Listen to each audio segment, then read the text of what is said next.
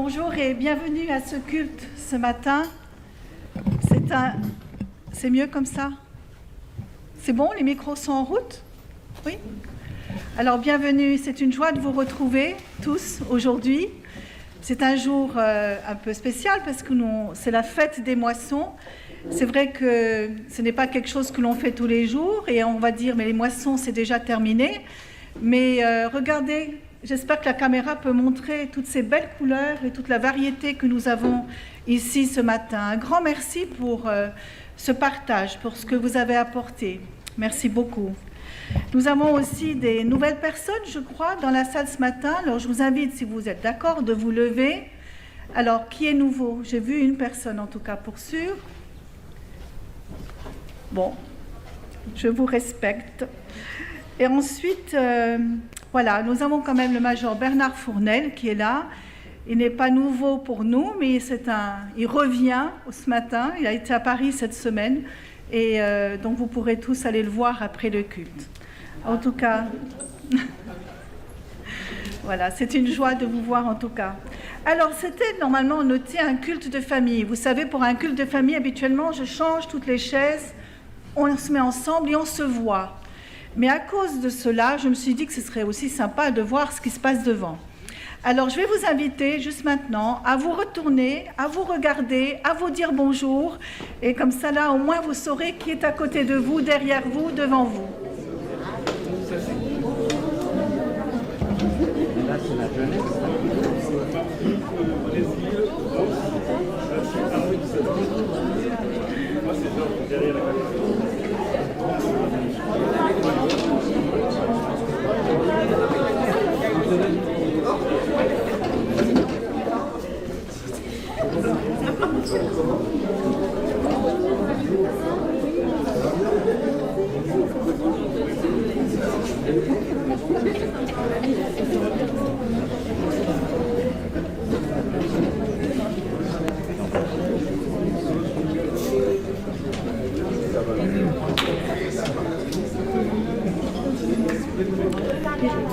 Bonjour Aimé. Il y en a qui font le tour de la salle, alors bon voilà. C'est génial. En tout cas, bienvenue à chacun. Sentez-vous vraiment à la maison parce que le Seigneur est là. Il veut se réjouir avec nous, quelque part faire la fête avec nous ce matin. Et je vais inviter maintenant le groupe de louanges de venir et de faire cette première partie. Nous allons chanter 3 refrains ensemble, 3 chants ensemble avec ce groupe de louanges. Alors réjouissons-nous avec eux.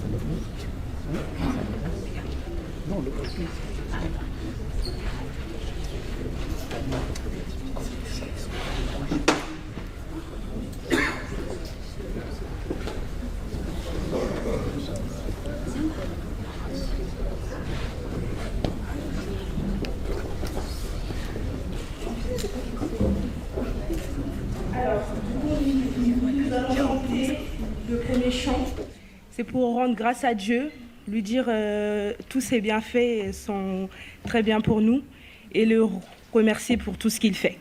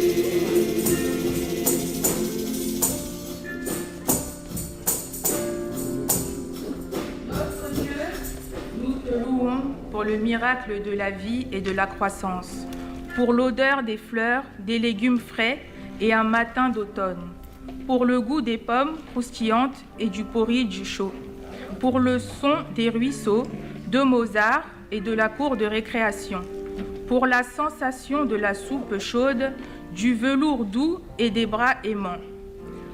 Aujourd'hui, nous te remercions aussi pour les arbres, pour la beauté de leur forme, pour la fraîcheur et la vie qu'ils apportent à nos rues, pour leur contribution essentielle au cycle de la nature. Dieu d'amour, pardonne-nous quand nous ne faisons pas attention au monde dans lequel nous vivons, quand nous ne pensons pas à l'impact de certaines choses que nous faisons, quand nous contribuons délibérément à la destruction du monde que tu as créé. Permets que nous nous souvenions de prendre soin de cette terre sur laquelle nous vivons. Amen.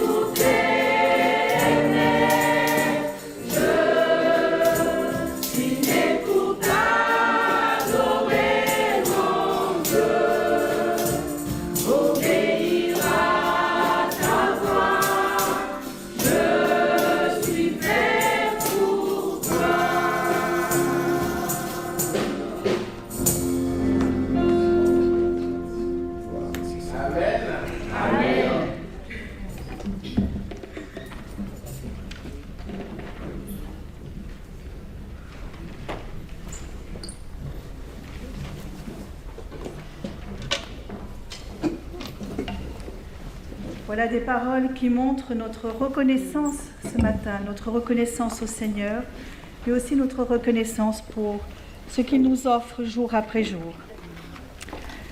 Bien, traditionnellement, la fête des moissons à l'Armée du Salut se passe environ à l'automne, parce qu'il y a plein de fruits de saison, et on le voit bien ce matin. Alors évidemment, avec notre système de production et de conservation, tout cela est un peu bouleversé. Par exemple, il y a des choses qu'on trouve toute l'année. Les tomates, on les a toute l'année.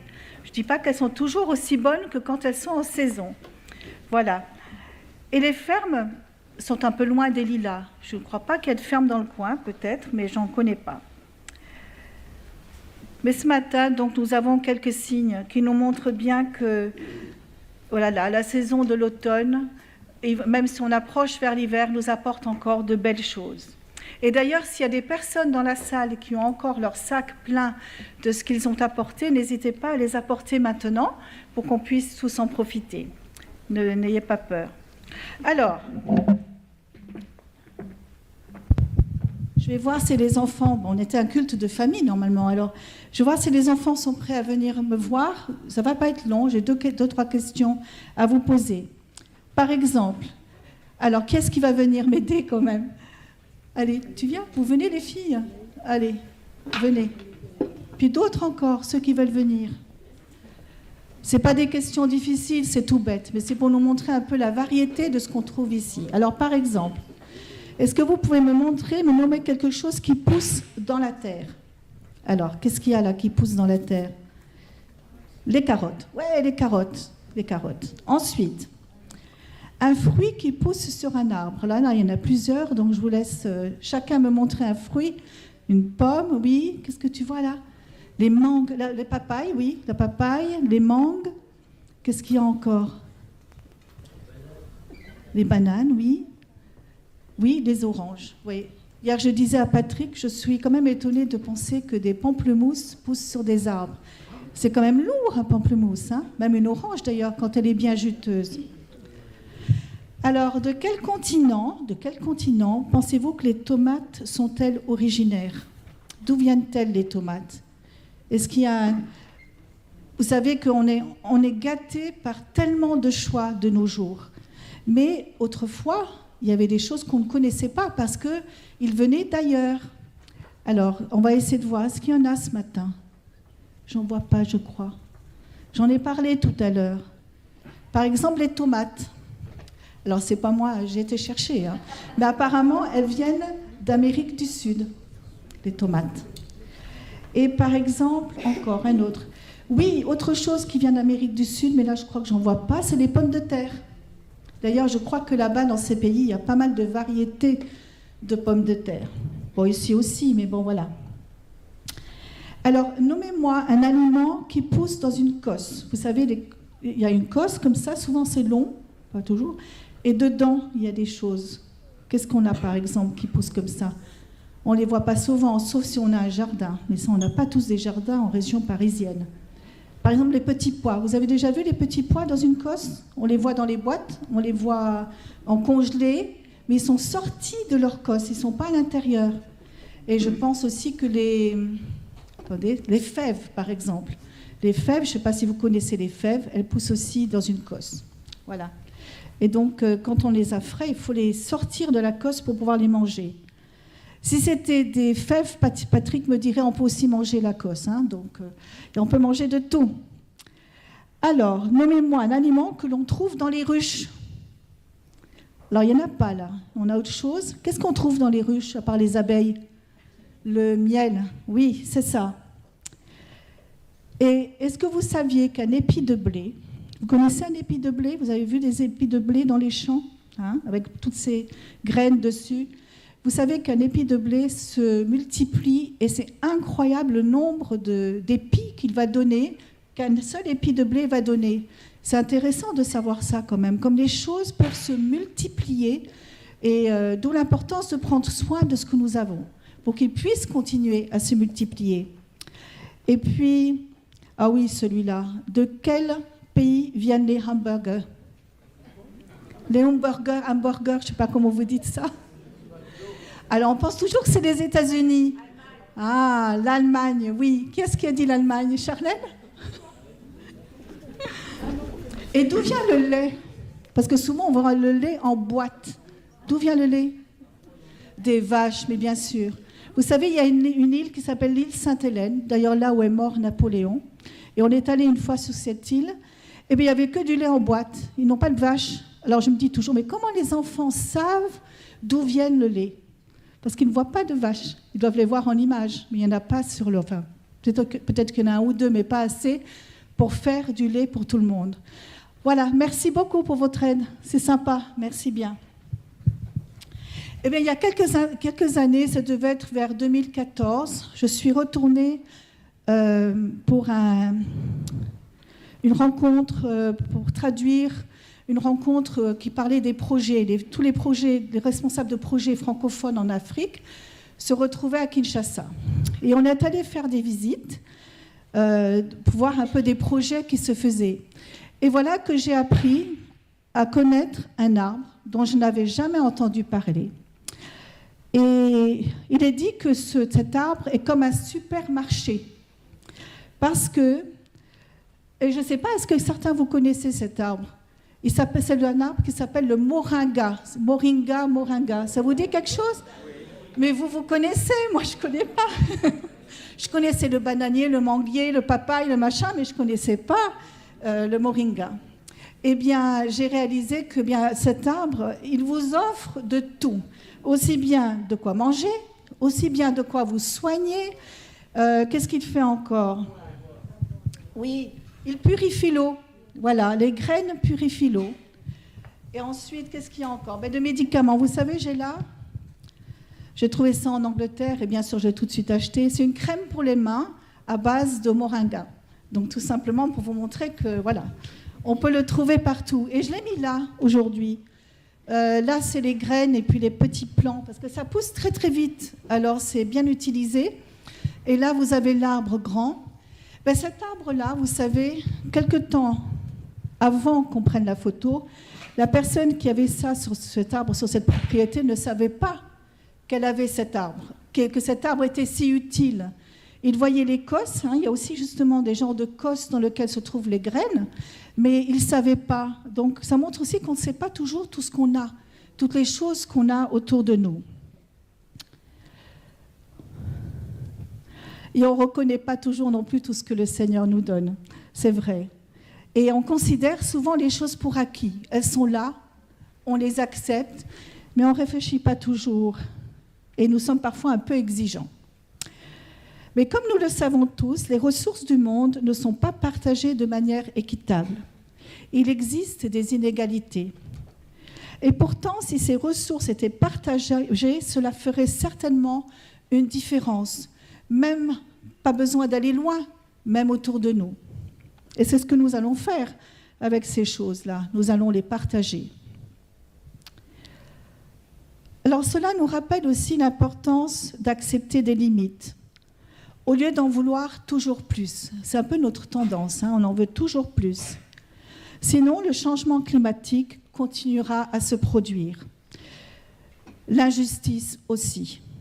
Nous avons donc chacun un rôle à jouer. Il ne s'agit pas simplement de nous, mais aussi des autres, sans oublier la faune et la flore.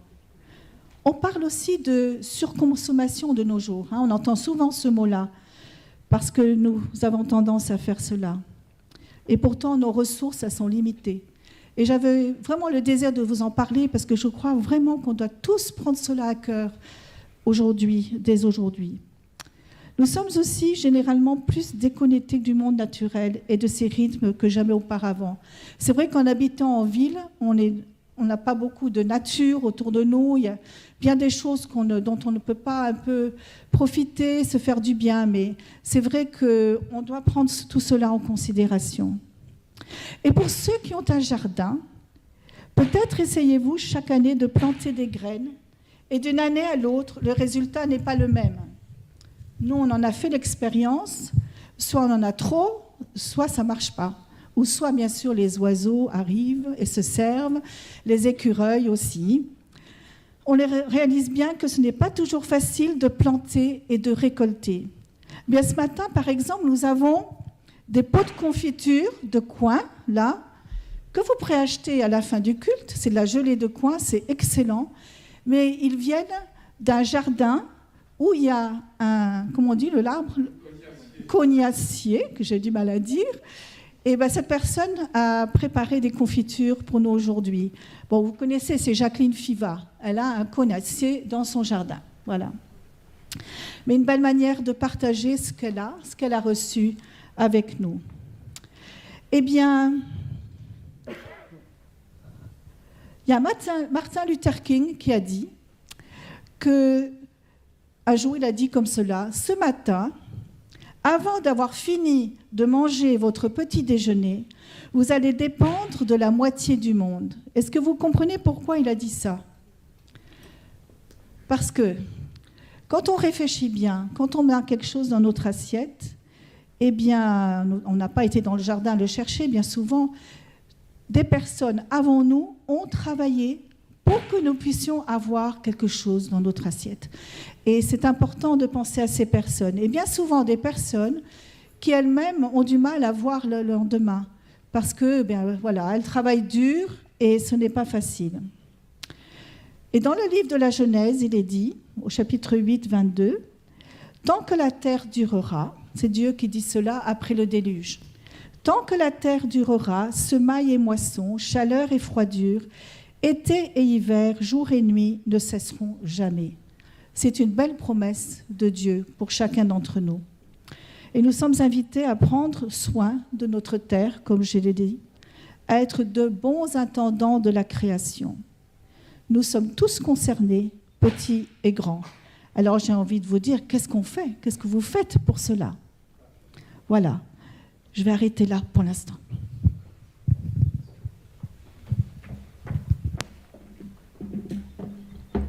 Et nous allons chanter encore. Non, nous n'allons pas chanter. C'est les jeunes qui vont chanter maintenant pour nous. Vous savez, il y a 15 jours maintenant, les jeunes de 12 à 11 à 17 ans ont passé un week-end ensemble avec Charlène et son équipe. Et donc, ils vont nous chanter quelque chose ce matin. Et je vous dis tout de suite qu'il y a un week-end qui se prépare autour du 15 novembre 19-20 novembre pour ceux qui ont au-dessus de 18 ans. Alors préparez-vous à participer aussi à ce camp. Ils viennent ? Ils viennent. Allez, venez, je sais que vous êtes prêts. Alors non, ça fait pas 15 jours, ça fait juste une semaine, on s'en remet encore. Mais voilà.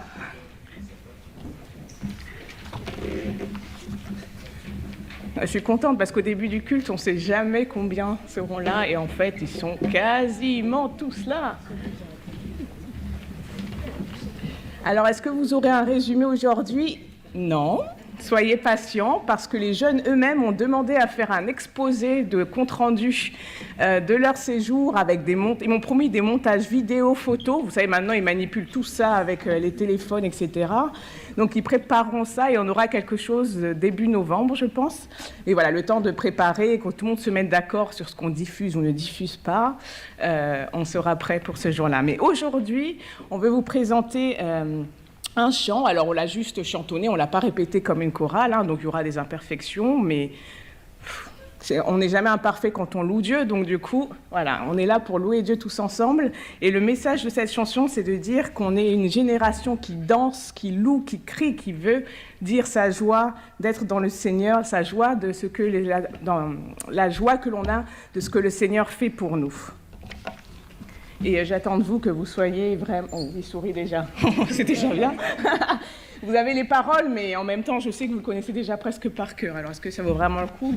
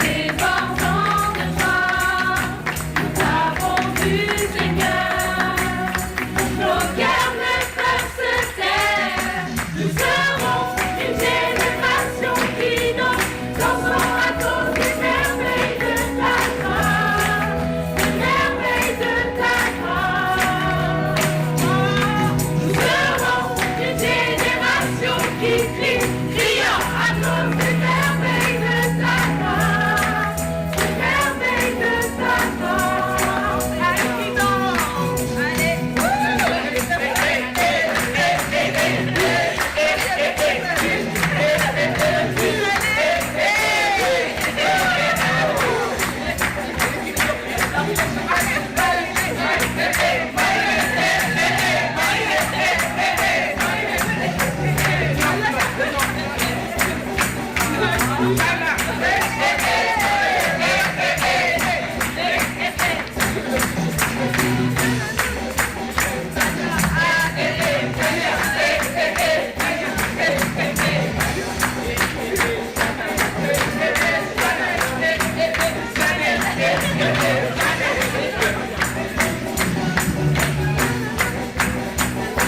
Pouvez-vous lever, danser avec nous?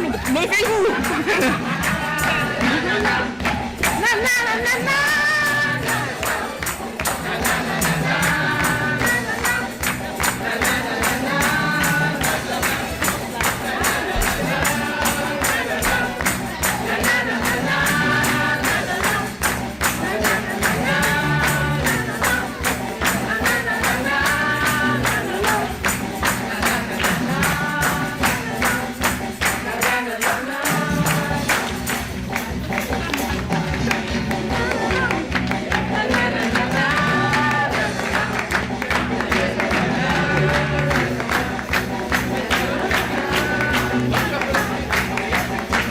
C'est fait pour que vous...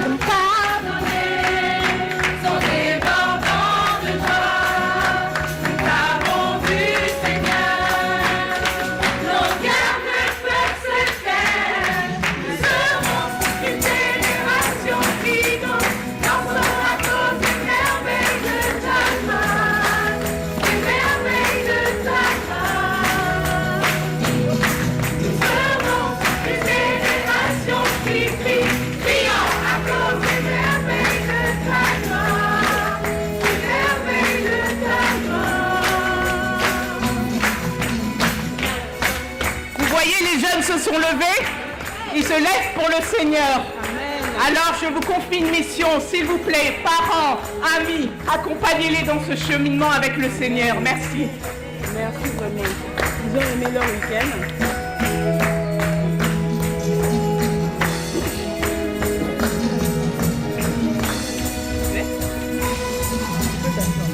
Merci Dieu pour le monde merveilleux que tu as créé. Merci pour tous les peuples du monde.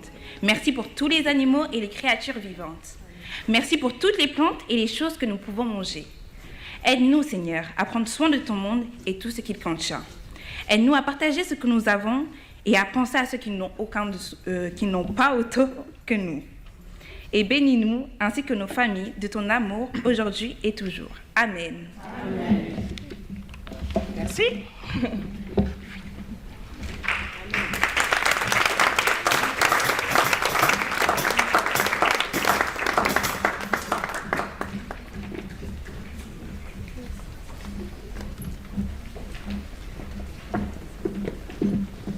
Quelle énergie, Charlène. Merci. Merci pour ce que vous avez partagé, pour ce que vous avez chanté. Et ces paroles qui nous disent « Ta grâce nous apprend à danser ». C'est une génération qui danse. Et je vous encourage à continuer à faire cela. Eh bien, nous allons encore chanter un chant qui nous parle de la moisson et de semer. Alors, on va... Et je vous invite à vous lever pour ce chant.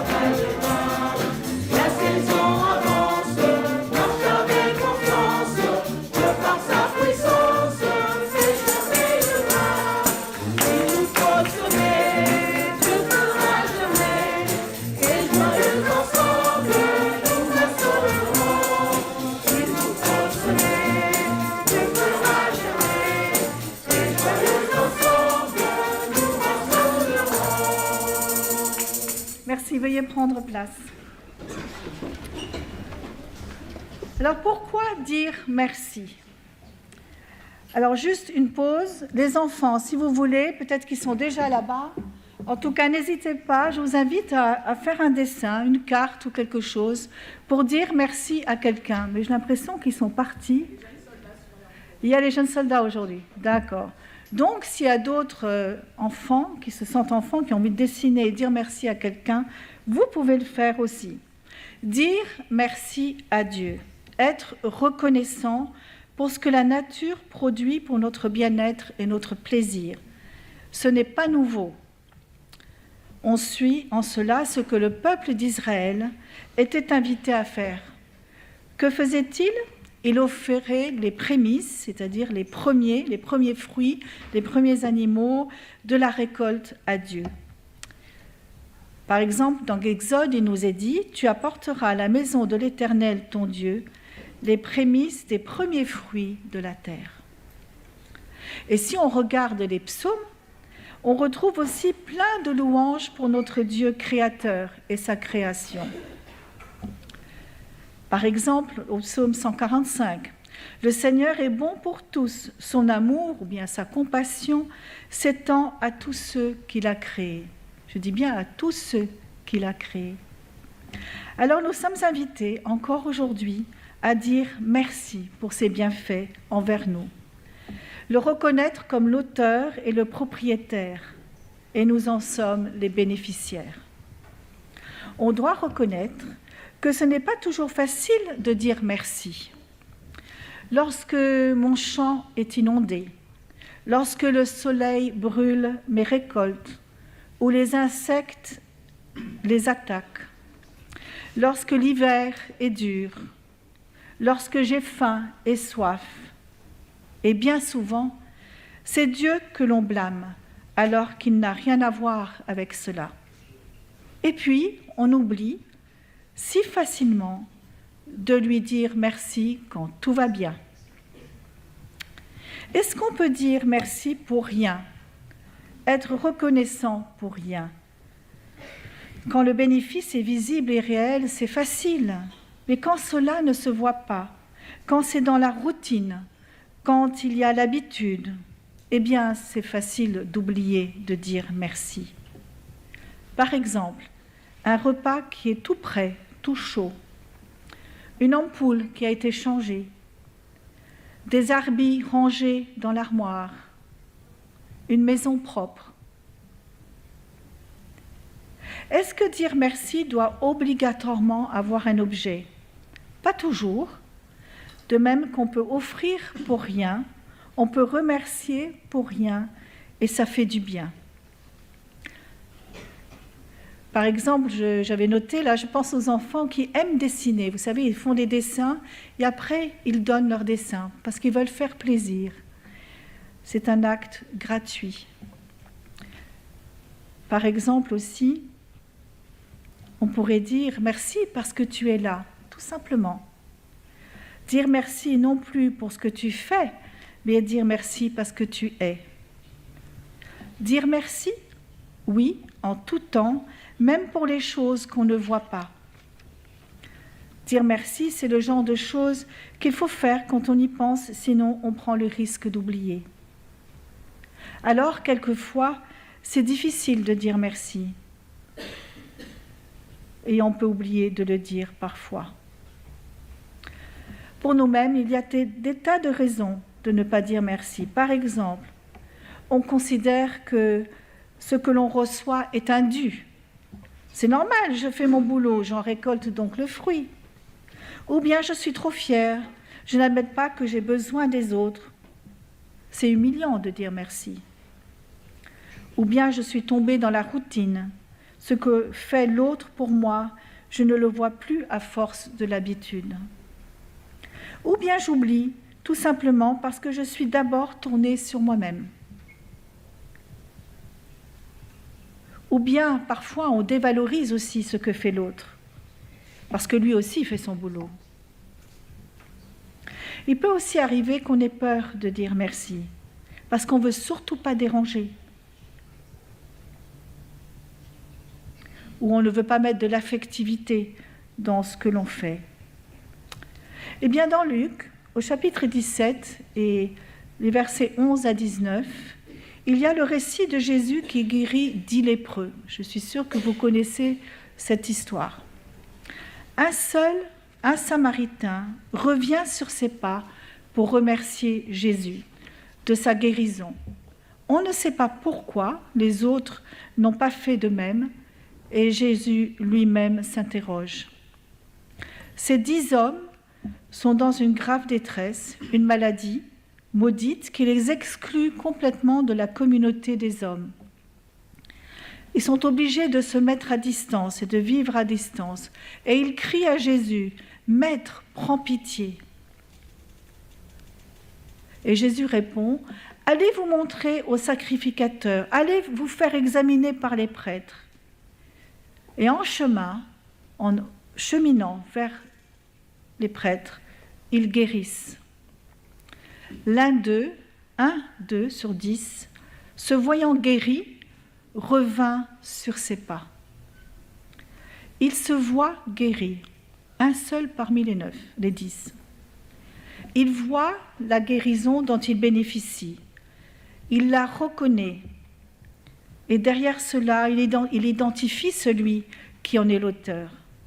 Il voit, il ne le voit pas en spectateur, mais analyse l'événement. Il l'interprète, il se l'approprie. Autrement dit, il ne reste pas étranger à ce qui lui arrive. Et ensuite, à cause de cela, il revient sur ses pas. Il change de route. Il quitte son chemin et il fait demi-tour.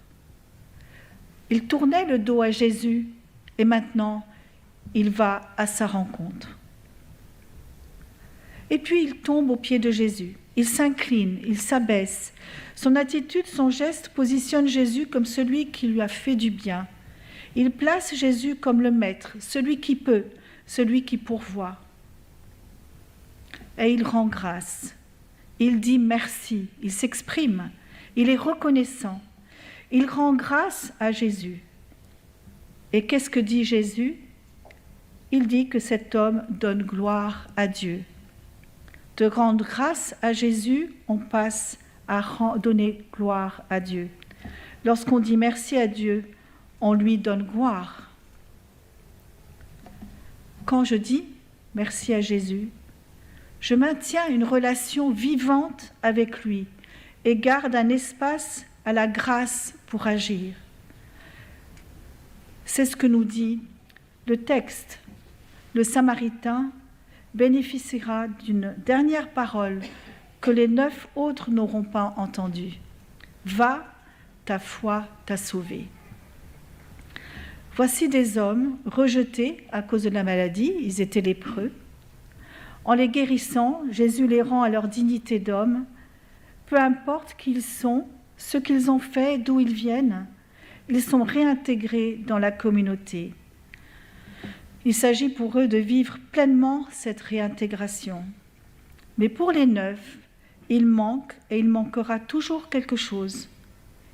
Ils sont oublieux. Ils ont oublié que leur pleine réintégration dans la communauté des hommes passe d'abord par maintenir la relation qui s'est établie entre eux et celui, Jésus, qui leur a fait du bien. Comment prétendre être au milieu des hommes quand on ignore le premier d'entre eux qui a joué ce rôle de passerelle ? Le 10e, notre Samaritain, vit pleinement sa dignité retrouvée en retournant voir Jésus.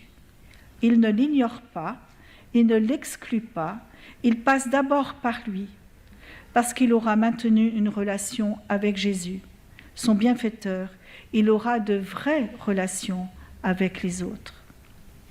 Et pour conclure, je vous lis ce passage de Matthieu 9, 35 à 38, qui nous dit, et que vous connaissez bien, « Jésus parcourait villes et villages, il enseignait dans leurs synagogues, prêchait la bonne nouvelle du royaume et guérissait toutes les maladies et toutes les infirmités.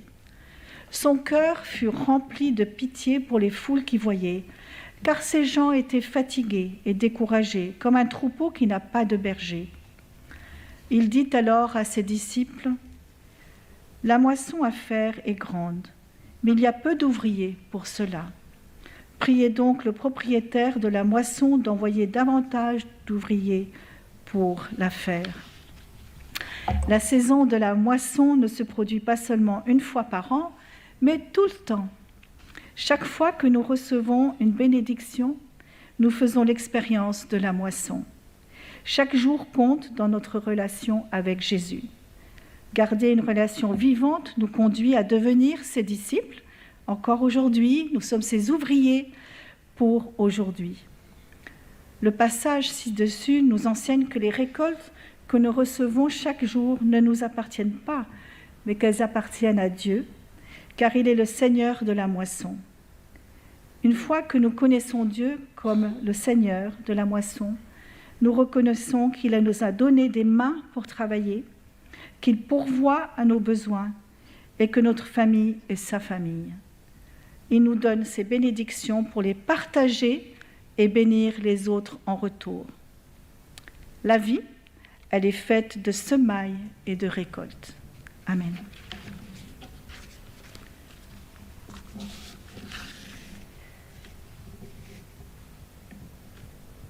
Alors maintenant, nous allons avoir un chant par les compagnons de Jésus.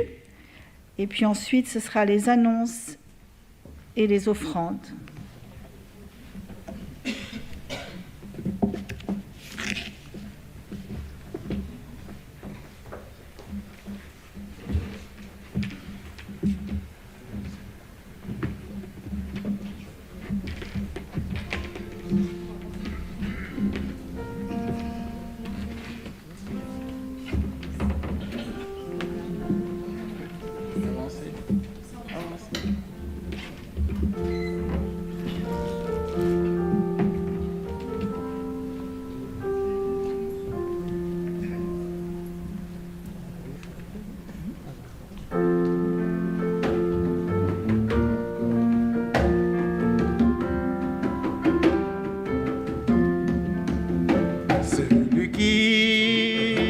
En Jésus, une pleine confiance, jamais ne chancelle plus, complétait sa délivrance.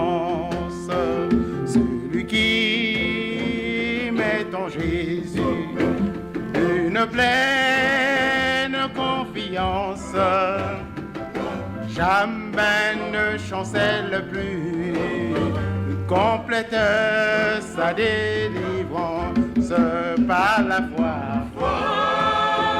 Nous marcherons, par la foi nous triomphons, par la foi mon Rédempteur me rendra plus que vainqueur. Par la foi, par la foi.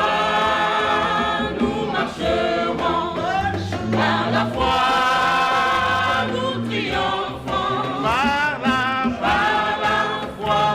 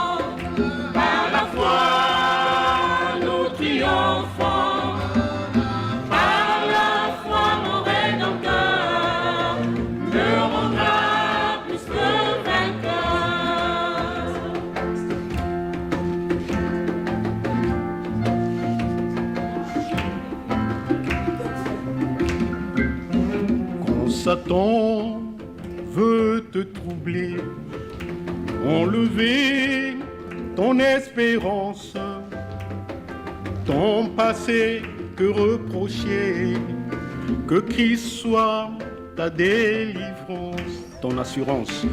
Satan veut te troubler, enlever ton espérance, ton passé, ton succès, que Christ soit ton assurance par la foi. Par la foi, nous marcherons.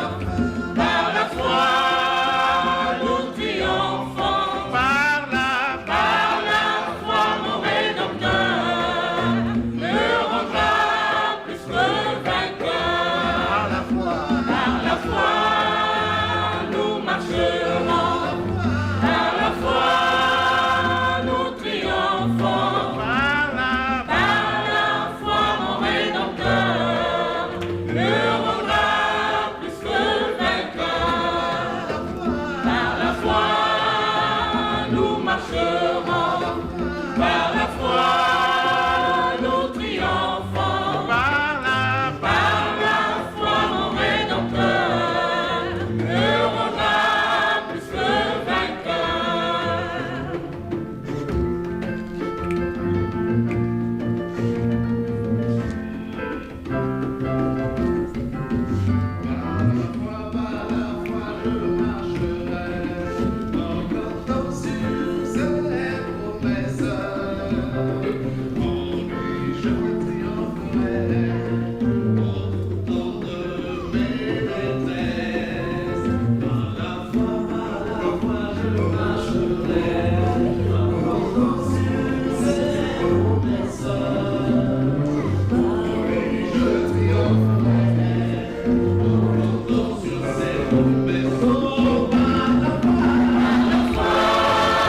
Nous marcherons, par la foi, nous triomphons. Par la foi, mon Rédempteur me rendra plus que vainqueur. Par la foi, nous marcherons. Par la foi, nous triomphons. Par la foi, mon Rédempteur me rendra plus que vainqueur. Par la foi, nous marcherons. Par la foi, nous triomphons. Par la foi, mon Rédempteur me rendra plus que vainqueur. Par la foi, nous marcherons. Par la foi, nous triomphons. Par la foi, mon Rédempteur me rendra plus que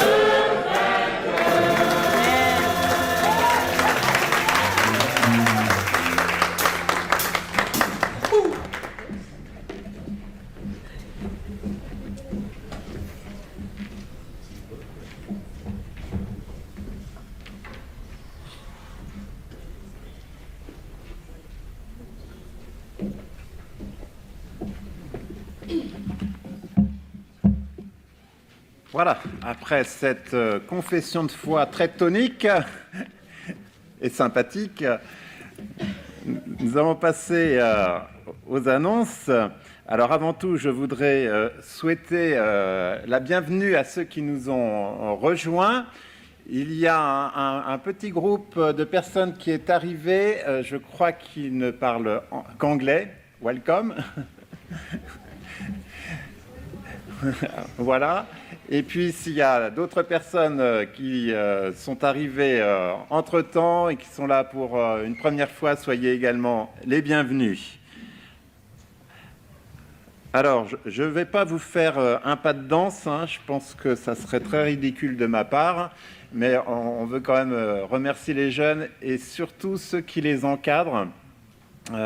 C'est excessivement important. Nous avons tous notre part dans l'accompagnement de nos jeunes pour, je dirais, témoigner de ce que Dieu a fait dans notre vie et qu'on soit des témoins de ce que Dieu a fait pour qu'ils puissent à leur tour trouver leur voie.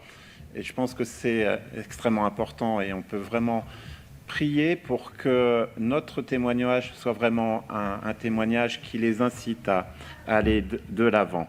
C'est important pour que cette communauté qui est vivante, on le voit bien aujourd'hui, puisse continuer à proclamer l'annonce de l'Évangile.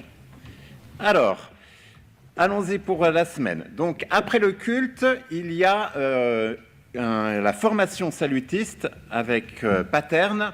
Je sais que la semaine dernière, il y a eu un petit quiproquo, beaucoup n'étaient pas informés. Donc, je le dis, aujourd'hui, il y a formation salutiste. Pour ceux qui sont à la maison, il y a formation salutiste aujourd'hui. Et il y aura formation salutiste le 13 novembre, le 27 novembre et le 11 décembre. Voilà, comme ça, je ne peux pas le crier plus haut, plus fort. Que tous ceux qui sont concernés par le sujet l'entendent bien et ça sera plus simple pour que ceux qui viennent ne soient pas frustrés de ne pas avoir parce que certains n'ont pas entendu que. Voilà, comme ça c'est clair. Alors ce soir, il y a unité de poste qui se fait avec l'unité de l'Oise. Donc, c'est entre 18h et 19h. C'est par téléphone. Et pour ceux qui voudraient se joindre à ce groupe, il faut contacter André Dombassi et Marie Marsan, qui sont à l'initiative de cette rencontre. Pour la semaine qui vient, alors, il y a la Ligue de l'Amitié à 14h30, mardi. J'oublie toujours le thème, même la Major saura me dire. C'est Madame Guillou qui fera la Ligue. C'est Madame Guillou qui fera la Ligue, voilà. C'est très bien. Donc, pour toutes les personnes qui ont un petit peu de temps libre à 14h30 mardi, vous êtes les bienvenus pour participer à la Ligue de l'Amitié. Il y a également les cours de FLE et j'ai oublié de remettre la couture que j'avais enlevée la semaine dernière. Excusez-moi, je ne sais pas. Oui, elle n'a pas été rajoutée. Donc, il y a bien cours de couture la semaine prochaine. Alors, je vous rappelle que mardi, vous allez être comme moi un peu embêtés vu qu'il y a grève. Donc, anticipez si vous voulez venir. Sachez qu'il risque d'y avoir des soucis sur les lignes de bus et de métro. On continue avec le jeudi où il y a un temps de prière pour les pays dans lesquels l'Armée du Salut est présente. Et cette semaine, il s'agit des Pays-Bas, de la République tchèque et de la Slovaquie. Je ne vous dirai pas le nom de la commissaire qui est chef de territoire, de peur de me ridiculiser une fois de plus, mais sachez que vous l'avez à l'écran et vous pouvez bien évidemment avoir un temps de prière pour ces trois pays et habituellement c'est le jeudi que l'on prie pour l'international. La semaine prochaine, il y a le culte en présentiel et toujours en vidéo avec la colonelle Margaret Booth. À venir, alors, on en a un petit peu déjà parlé ce matin. Il y aura donc un week-end qui s'appelle Cré-Action pour les adultes. Alors, je ne sais pas, 18-30, voilà. On va dire les jeunes. Parce que j'ai appris que les jeunes, c'était jusqu'à 50 ans, donc voilà. Mais on va réduire, 18-30. 18-30. Et donc, pour tous ceux qui souhaitent s'inscrire, vous pouvez voir Charlène, voilà. Et si vous n'êtes pas dans la salle, vous pouvez envoyer une information au poste, ou vous pouvez venir voir moi-même ou Margaret.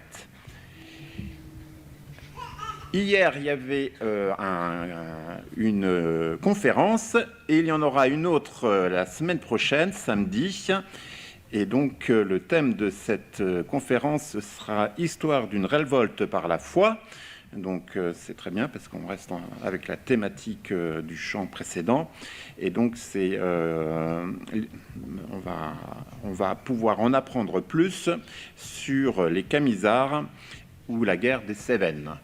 C'est difficile, hein, mais il faut savoir qu'il y a des combats aussi qui ont été menés il y a quelque temps, et c'est bien de pouvoir savoir ce qui s'est passé dans les Cévennes à ce moment-là. Voilà. Alors, il y a des choses que j'ai oubliées. Vous avez vu qu'il y avait donc un formidable, exposition, voilà, de produits de la terre. Et entre autres, on en a déjà parlé, il y a les confitures qui sont sur le côté. Donc, si vous êtes preneur, le gros pot, on le fait à 3 € et le moyen pot à 2 €. Donc, après le culte, vous pouvez venir, on fera... on ne va pas faire les marchands du temple, hein, c'est pour la bonne cause, c'est pour pouvoir payer toutes les charges que nous avons au sein de la communauté et de pouvoir aussi avoir les fonds nécessaires à la propagation de l'Évangile. Voilà, donc si vous êtes intéressé, vous pouvez venir nous voir à la fin pour pouvoir acheter ces pots de confiture confectionnés par Jacqueline Fiva. Je pense que je vous ai dit l'essentiel et maintenant nous passerons près de vous pour recueillir votre offrande. Merci pour ce que vous donnez.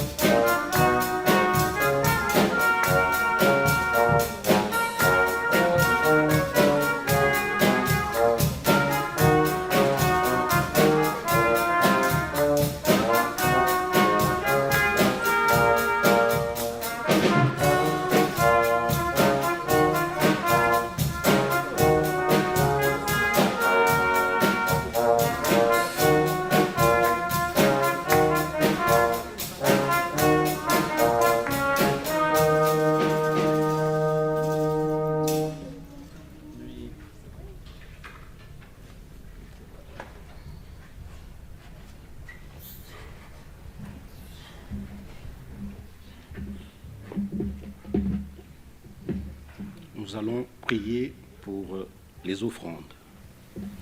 Prions. Nous voici devant toi, Seigneur, ce matin. Tu nous as permis d'écouter ta parole.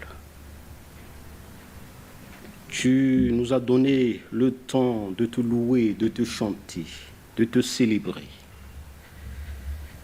Tu nous as donné aussi le temps de mettre dans ces paniers ce que nous avons pu avoir. Et nous te disons merci pour tout ce que tu nous donnes. Maintenant, bénis ces offrandes. Ô Dieu, merci aussi de m'avoir choisi aujourd'hui de venir prier pour ces offrandes, car aujourd'hui, c'est mon anniversaire. Gloire à toi, Seigneur. Dans le nom puissant de Jésus, nous t'avons prié. Amen. Joyeux anniversaire.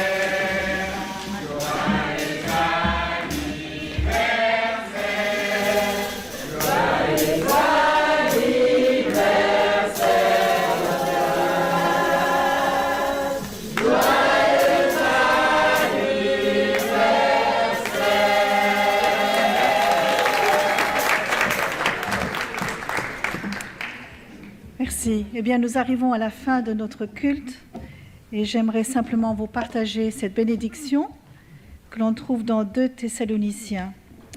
Et après, j'aimerais simplement qu'on reste quelques instants posés pendant que les musiciens jouent. Cela fait du bien, avant de se lever, de discuter avec tout le monde. Après, oui, faites-le. Mais pour l'instant, ce sera bien de rester tranquille. Que notre Seigneur Jésus-Christ lui-même et Dieu notre Père, qui nous a aimés et nous a donné par sa grâce un réconfort éternel et une bonne espérance, remplisse vos cœurs de courage et vous accorde la force de pratiquer toujours le bien en actes et en parole. Amen. Amen.